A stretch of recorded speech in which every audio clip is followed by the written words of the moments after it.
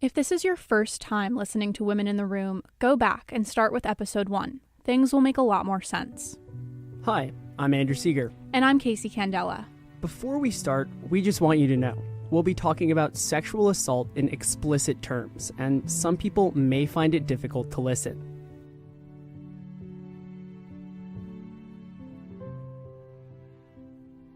It's January 1998. Elizabeth Crothers is 21 years old, almost 22. She just graduated from college, a semester early, and moved to Albany to live with her best friend. She gets a job at a lobbying firm for a few months while she tries to land her dream job at the time, working at a think tank doing foreign policy work in Washington, D.C. She gets it, spends a year there, but foreign policy was a little too slow for her. An assemblyman she met while working at the lobbying firm in Albany rings her up, offers her a job, and she takes it. At 23, Elizabeth wanted to be taken seriously. She was a young professional who'd lived abroad, traveled across Eastern Europe by herself before cell phones and Wi-Fi. I did things that I had done before, like I never used just my first name. I always used my first and last name. And I was very work-oriented, so kind of like I went shopping with my mother, got business suits. Even though Elizabeth tried to keep it business, she still had to go out in the evenings to fundraisers and other events. Everyone did. That didn't seem totally abnormal to me because in large part because there were so many events at night, fundraisers essentially, or advocacy events. So things went on at night, like work things went on at night. So that's just what everyone did. At the time, Elizabeth hadn't heard about the Bear Mountain Compact. Actually, she felt pretty safe in Albany. She even felt comfortable taking rides home from acquaintances. She was pursuing a master's in political science at SUNY Albany at the time. And one night, after class, the assemblyman she worked for asked her to meet him at a bar, Justin's. Justin's was a popular spot for Albany staffers, so it's no surprise that Michael Boxley was at the bar when she got there. Boxley was considered by many to be one of the most powerful people in the city. He was chief legal counsel to the Assembly Speaker Sheldon Silver. He had his hand in every negotiation, law, and budget that passed through the Capitol. He bought the drink and then started a conversation, and we talked about some legislation, and he talked about my clothes. So he was to my right, and I remember people who I knew coming and saying hi to my left. And he did this thing, he made the conversation more private. Like, I remember not being able to finish a very cursory conversation, but not noticing it so much, except for really thinking it was more just arrogance. Elizabeth remembers having about a glass and a half of wine before she says Boxley offered to drive her home. She accepted, but he wanted to stop at his apartment first. Did I want to see, he'd redone his kitchen or something like that, like the stainless steel appliances. No alarms were going off, so, and it was right near the governor's mansion, so he wanted to show me his apartment, so I was like, oh, sure, whatever. And so that was that. Elizabeth's account of that night hasn't changed in the nearly 20 years since it happened. She says he raped her, asked her to write her phone number down on a napkin, and took her home. He drove me. He put his hand on my knee and everything. Like, he wanted to pretend nothing was wrong. He was overcompensating, though. Even for him, like, I could tell he was overcompensating. When she finally got home late that night, she had a headache. Despite the advice she'd heard in the movies and on TV, she took a bath and a shower and went to bed. I'd had a tampon in, and so I was worried about the tampon. That and a headache. So I went to the hospital the next day. The doctor just said, gave me headache medicine, and do you want to say anything more about this? I said no. And I remember I wanted to get to an ENCON, an Environmental Conservation Committee meeting that my boss had at noon.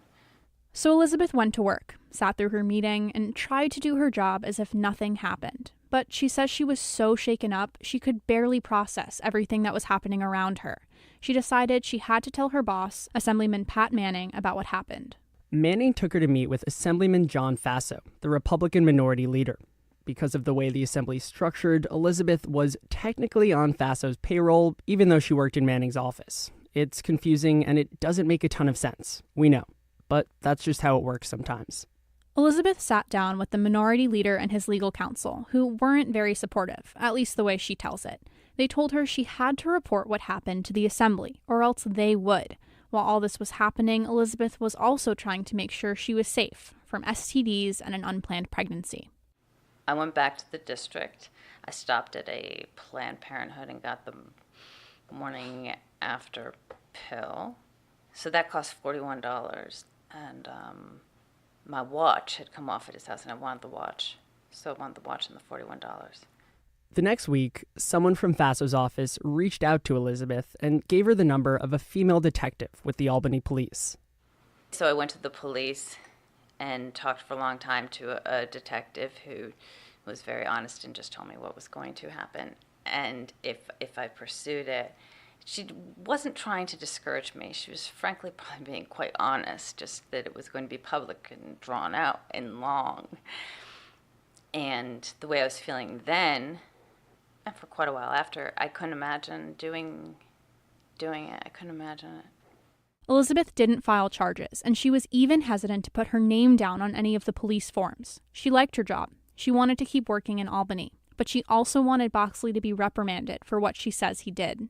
So one day, she marched into Speaker Silver's office. He was Boxley's boss, and all sexual harassment complaints at the time went through him. She figured she could just tell him what happened, and Boxley would be fired. He knew. He said, well, Michael's story is different, but my first priority is to protect the institution. Elizabeth says Speaker Silver told her his job was to protect the integrity of the New York State legislature. But Elizabeth quickly perceived that Silver didn't define integrity as ensuring a harassment-free workplace. For more than 2 decades as Assembly Speaker, he oversaw all the complaints of sexual harassment and assault. But multiple sources have told us during sexual harassment training every year, he sat reading the newspaper instead. Silver's role in adjudicating complaints has been characterized as one of containment. His leadership had the effect of maintaining Albany's appearance and protecting his political allies. Elizabeth says he told her he wasn't going to fire Boxley, but he would make sure Boxley didn't go to bars in Albany anymore. But he did. Elizabeth even ran into him with Speaker Silver at a restaurant once. The formal investigation into Elizabeth's complaint was led by Bill Collins, who was counsel to the majority at the time. That means he didn't only work alongside Boxley, he worked for him. So you decided to keep working in Albany. I wanted to outstay him. It was just pride. It was a terrible decision. Elizabeth kept working in the assembly for more than a year, trying to outlast Boxley. She would climb 9 flights of stairs to her office every day, rather than risk the chance of running into him in the elevator. While working in the same building as the man she says raped her, Elizabeth was going through a convoluted reporting process and mediation proceedings, and seeing her reputation tarnished in Albany. From her point of view, Speaker Silver did everything in his power to cast doubt on her story. Pretty soon, everyone in Albany heard about what happened, and Elizabeth became an outcast. I didn't know how big of a deal it was going to be, and my mother found out via the newspaper. And I'm close to my mother, too. It was awful.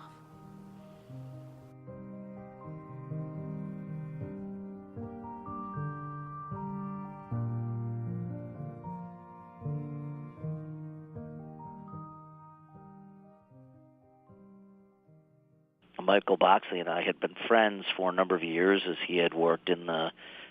Then Assemblyman Joe Morelli had been serving in the Assembly for about 10 years when the news broke about Elizabeth's allegation against Boxley.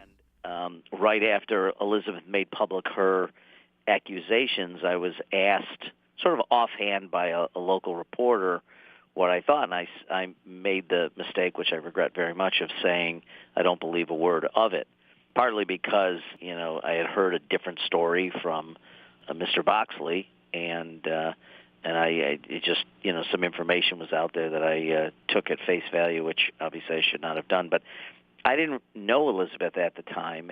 No one really knew Elizabeth at the time. She was just a staffer. It would take more than 15 years for Morelli, who was recently elected to Congress, to hear her side of the story. She actually helped campaign against him during his congressional primary in 2018. She came to Rochester and described in pretty emotional terms how my words had affected her. They appeared in the newspaper the next day. I immediately wrote a note to her expressing my profound regret that I had said anything that would hurt her, and obviously regretted having used those words. Morelli and Elizabeth ended up talking on the phone, and since he's won, he's been trying to be more wary of sexual harassment in the workplace. He even took Elizabeth as his guest to the State of the Union this year. But the fact of the matter is, even if Morelli had taken the time to hear Elizabeth's side of the story all those years ago, it probably wouldn't have changed much. At that time, power was so concentrated in the Speaker's office, no one else in the Assembly really had anything to do with how Elizabeth's complaint was handled in Bill Collins' investigation. The Speaker's office ended up bringing in a mediator. Elizabeth was in one room, Boxley was in another down the hall. I don't know what we were mediating. I honestly don't know what we were mediating. The mediation ended when she said Michael would like to apologize. He did not apologize. And it was a disaster, and I just kind of shut down, and he sat there that's what was the final straw. And I probably lost 20 pounds, and I was just like, I can't do this anymore. And Boxley and Silver had the patience of, I realized they could outweight me. They could tire me out, and they would tire me out. That I realized. At the end of mediation and the investigation, Elizabeth says she did get her watch and the $41 for the Plan B pill. But she also insisted that Boxley get an HIV test, and she wanted to see the results. In order for that to happen, she says the Assembly made her sign a document saying she would never file a civil suit. She says they also asked her to sign a non-disclosure agreement, but she refused. And besides, it was already all over the news. So I agreed not to sue. I got the results of an HIV test, and a statement was issued, and life went on.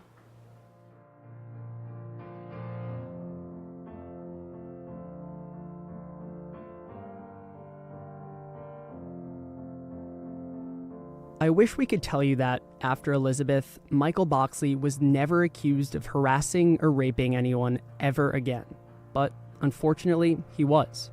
The next woman to accuse Boxley of rape has never been identified publicly. She's worked really, really hard to keep her name private. We know who she is, but she didn't want to talk in person. We still believe it's important and valuable to share her story, which, as far as we know, has never been told in this way. The following account is based on documents we obtained from a lawsuit she won in 2004.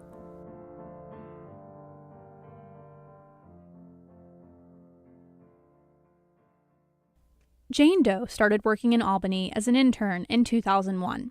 After her internship ended, the assemblywoman she was working for hired her back, full-time. Eventually, she moved up in the Albany office, got more responsibilities and a higher salary. Jane Doe met Michael Boxley briefly while she was still an intern. A few years later, he called her at work at the assembly office and asked her to dinner. She told him she was too busy, said he could come to an evening event she was hosting, and he did. Then, according to the lawsuit, he did it again. Called her at the office, asked her for dinner. This time, she accepted, but it was too much. He put his hand on her leg, said he wanted to have sex with her. She told him no, that he was being inappropriate, that she wanted to go home. But when they got to her apartment, he insisted that she let him in. He tried to kiss her anyway. She shoved him away from her, and he left. Over the next few months, Boxley wouldn't leave Jane Doe alone. But we want to be clear. He didn't harass her every time they ran into each other, which was pretty often at after-work events. But he kept calling her at work, and even sent her flowers at the office. She told her coworkers they were from her boyfriend. In the lawsuit, opposing counsel tried to use this against her. Then he called her boss, invited the assemblywoman and Jane Doe to a dinner with lobbyists. She didn't want to go, but Boxley told her more than once that she needed to meet the right people to advance her career. He portrayed himself as her golden ticket. He even asked her to join his mentorship program and said she should act less confident and more deferential toward him. One night, he was at a bar with some other politicians, invited her to stop by, so she did. But after a while, she started to feel really sleepy, confused, disoriented. Then Jane's memory cuts out from the time she thinks she left the bar to the early morning hours. The next thing she remembers is waking up in her apartment. She's naked, and Boxley's on top of her. When she asked him to stop, he refused. Jane Doe went to the Albany police, told them that she was raped, and Michael Boxley was arrested the next day. Wearing a black suit with a shiny gold tie, he was led out of the Capitol building in handcuffs. It took the assembly a week to place him on administrative leave, which was paid, by the way. He was charged with first and third degree rape, but pled guilty to sexual misconduct, a misdemeanor. He later admitted in open court, under oath, that he had sex with her without her consent. Elizabeth Crothers can still remember the moment she found out Boxley had been arrested. It was very strange. I was really just... Him being arrested very much shocked me. I remember taking my boyfriend's Ambien that night, it doing absolutely nothing, and taking another one, it doing nothing. He's like, "Do you want me to come back?" And I said, no, but he did. By the time Boxley was arrested, Elizabeth's story had been canonized into Albany lore. Everyone who was anyone had at least heard of her allegation against Boxley, including Jane Doe. So she called Elizabeth. So she called me, and she was not mad. She just wasn't mad, and said that part of the reason she reported was because she knew people would believe her because of what had happened before. Why did you think she'd be mad at you? Because I didn't handle it right. I didn't solve it. I don't know. I didn't. Because it happened again. I didn't go to the police. I didn't, list the ways I didn't do anything right. Jane Doe eventually sued the Assembly, Speaker Silver, and Michael Boxley for creating and condoning a hostile work environment. There's some irony here. The Attorney General at the time tasked with defending the Assembly, Silver, and Boxley was Eliot Spitzer. He was eventually elected governor, but resigned after a prostitution scandal. We're going to try to explain what the different sides argued in this case because these questions are still relevant today. And it's important to note that no one disagreed that Boxley raped Jane Doe. What they did disagree about is whether the Assembly and Speaker Silver could be held liable for allowing it to happen, especially after Elizabeth and other women before her reported him for harassment and rape.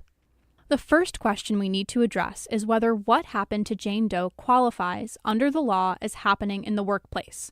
Spitzer argued that Boxley calling her at the office, sending her flowers, and asking her boss to bring her to a work dinner so he could see her did not qualify as a hostile work environment under the human rights law because most of their encounters happened after work, outside the office. But as we know, the line between work and social events in Albany isn't just blurry, it's non-existent. And Jane Doe's lawyers knew that too. They argued that employers can still be held liable for harassment that occurs off-duty when the nature of the business requires off-duty interactions, like everything in Albany.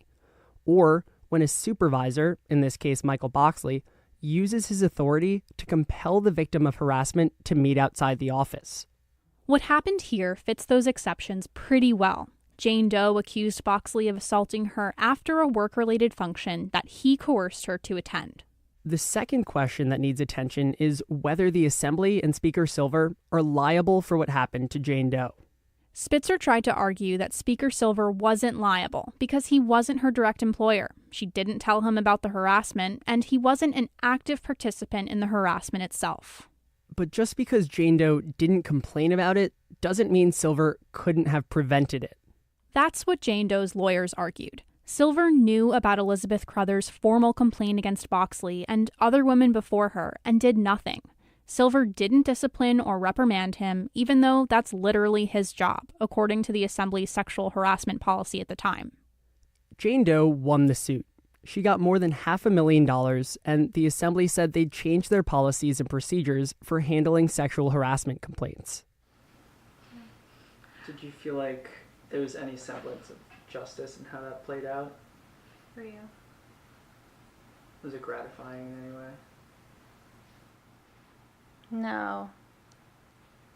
I was glad she won it, and that they didn't win it. But I wouldn't use the word gratifying. Pleased. It didn't change anything really for me or for her. Or for many of the women who came after them. That's next time on Women in the Room.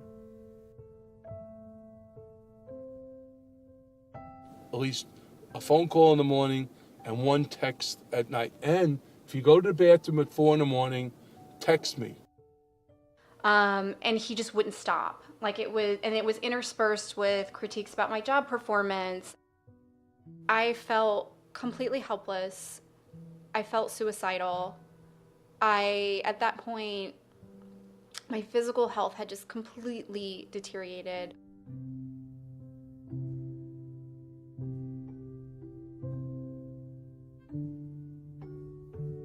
Before we go, we should tell you that we did reach out to Michael Boxley and an attorney representing Speaker Silver. They didn't respond to our request for comment. This week's show was reported and produced by me, Andrew Seeger, and Casey Candela, and edited by our news director, George Boderke. Chuck Singleton is our general manager. Our music is by Poddington Bear. Special thanks to Robin Shannon and the whole WFUV news team. Sexual harassment has been in the headlines a lot lately, and there's only so much we can include in each episode. Follow along with us on Twitter @PricklyPodcast for updates on advocates' efforts and new legislation. And check out our website, pricklypolitics.atavist.com. Prickly Politics is available on SoundCloud, iTunes, Spotify, Google Play, TuneIn, and Stitcher. If you find our reporting interesting and important, please rate our show and share with your friends.